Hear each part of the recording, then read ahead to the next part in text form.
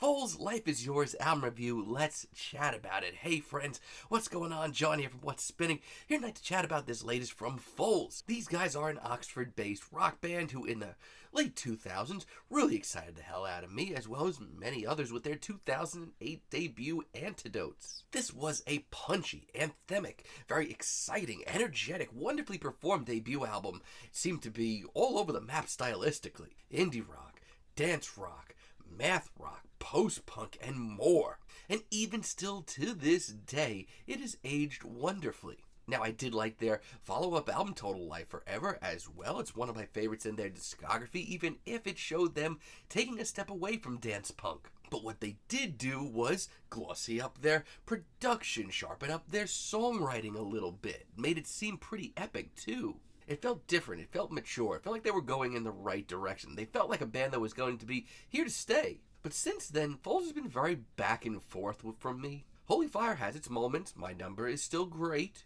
but it's also lacking the energy and the creativity of their first two records. The urgency as well, and when it came to their next album, What Went Down, while I liked a couple of tracks, here and there, I felt like I needed a real shift in the Foals sound, which I did get. And I loved with their first of their two releases in 2020, the first of their Everything Not Saved Will Be Lost records. This was just such a fresh sounding album from Foals. It showed them going back into the alternative dance world, bringing in some really solid beats and some fantastic songwriting. And part two, it had its moments. Black Bull's one of the best singles they've put out in years. But overall, I wasn't as captivated, truthfully.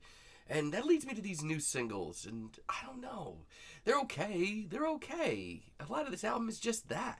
This album starts off with the title track, Life is Yours. And honestly, it's really not where I wanted to freaking start this album off. It's ridiculously stiff sounding. It's not fluid, it's not fun, it's slightly above average alternative dance. Like, if you take away the energy and the creativity and the urgency of some of their early recordings, you'll get this. It's just so incredibly average. Sad to say, most of this album is Foals missing the boat. With 2001, I hate to be that guy, but this track has actually lessened on me as a single quite a bit. It's got the great riff, it's got the big hook, that's all fine and dandy. I mean, it's not the worst track here, but it's one of the more faceless ones, and that's sad. It sounds like a who's who of indie pop and alternative dance trying to get that full sound in and just falling flat. We didn't need the Summer Sky interlude, and Flutter is really not good. Yeah, here we get just another light, very airy, sort of fluttering indie pop tune. Like, why is this so flimsy? This sounds like if a slight breeze picked up this track would be blown away. I hate to say it, but this is the least captivated I've been from a Foals album standpoint in a really long time. This track just keeps chugging along. No energy, no passion, no sense of urgency. Yeah, no thank you. I mean, yeah, there's a couple of good singles here. Like, take for example, Wake Me Up. This track is freaking awesome. As far as a groove perspective goes, this is easily the most anthemic and instantaneous track here. It's sharp, it's got a big sing-along hook, and most importantly, oh yeah, it's fun. All around, this is where this album should be. 2 AM is really likable.